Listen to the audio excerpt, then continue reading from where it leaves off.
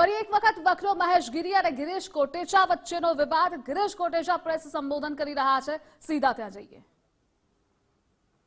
જ્યારે ચેલો બનાવ્યા શિવગીરીજીને, બાપુએ નક્કી કર્યું કે આને તો અહીંયા અવાજ ન દેતા, કારણ કે જે રીતે માણસને એને ખબર પડી ભાનમાં આવ્યા પછી કે આ માણસ અહીંથી ને અંગૂઠા લઈ ગયો, એની ભેગા 6 થી 7 જણા હતા। શિવગીરીજીને જ્યારે બાપુએ બનાવ્યા, કારણ કે બાપુને એવું હતું કે આ મંદિર એવા માણસને હોપીને જાઓ, એટલે 4 મહિના શિવગીરીજીએ એની પૂજા પાઠ કર્યા, બાપુની ભેગા જ રહેતા હતા। પંચ સાધુની હાજરીમાં શિવગીરીજીની ચાદર વિધિ થઈ। આ મારી પાસે લઈને આવ્યા પછી હું, કારણ કે હેમાબેન પણ માં અંબાજી માટે પણ લડે છે, અને એ તો એમાં કબૂલ કર્યું હતું કે હું અંગૂઠા મરી આવ્યો ગોકુળ હોસ્પિટલમાં જઈને। અને આ ભૂતનાથ મંદિરનું, કારણ કે બેનનું રહેવાનું પણ ન્યાજ છે દાણાપીઠ સોસાયટીની અંદર, એટલે એને પૂરી હિસ્ટ્રી હતી। એટલે લીગલી લડાઈ બેને જબરજસ્ત કરી। આજે જ જુનાગઢમાં એસપીને જે ફરિયાદ કરી હતી, એસપી એમ કીધું કે આ ગોકુલ હોસ્પિટલ ન છે એટલે એને રાજકોટ લાગવું પડે। આજે જ જોબનું જોબ બેનને એ ડિવિઝનમાં આઈની પોલીસે બોલાવ્યા છે એનું નિવેદન લેવા। એ અંબાજી મંદિરનું, આ ભૂતનાથ મંદિરનું છે। હવે જે કંઈ તમારે પ્રશ્નો કરવા હોય એ શિવગીરીજીને કરજો, પહેલેથી છેલ્લે સુધી જે પૂછવું હોય તમારે। અને લીગલી કોઈ પણ પ્રશ્ન છે એ હેમાબેનને, કારણ કે હેમાબેન આ છેલ્લા 2 મહિનાથી ને આની લડાઈ કરે છે।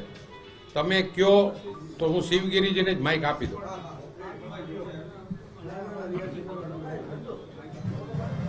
નમો નારાયણ।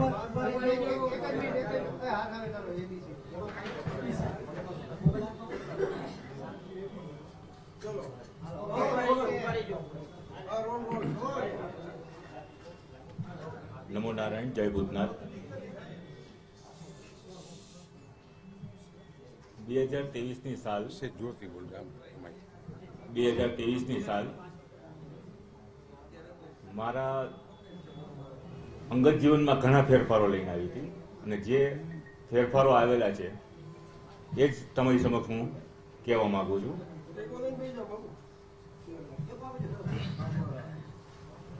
2023માં 24 તારીખ 4થો મહિનો મારી ચાદર વિધિ કરવામાં આવેલી છે, અને એ જે કંઈ પણ પુરાવા છે એ આપ લોકોને પણ મળી જશે। ચાદર વિધિના કાર્યક્રમમાં પંચગુરુ એટલે 5 ગુરુઓની હાજરીમાં, લંગોટ ગુરુ હોય, ભગવત ગુરુ હોય, રુદ્રાક્ષ ગુરુ હોય, ચોટી ગુરુ હોય અને ભગવા ગુરુ હોય, આ 5 ગુરુઓ હોય જે અમને દીક્ષા આપતા હોય છે। અને એ પંચગુરુની હાજરીમાં મારી ચાદર વિધિ કરવામાં આવેલી છે, જેના સબૂત પણ તમને આપવામાં આવશે। ત્યારબાદ ચાદર વિધિ થયા બાદ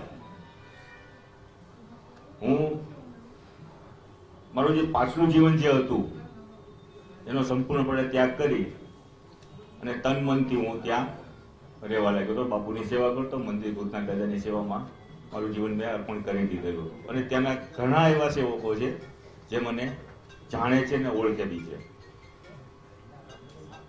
ત્યારબાદ બાપુની તબિયત ઘણી વખત ગડબડ થતી, એટલે અમે એને વારંવાર મેડિકલ અર્થે હોસ્પિટલોમાં લઈ પણ જતા, અને ત્યાંથી અમે એને પરત પાછા સાજા કરીને લાવતા।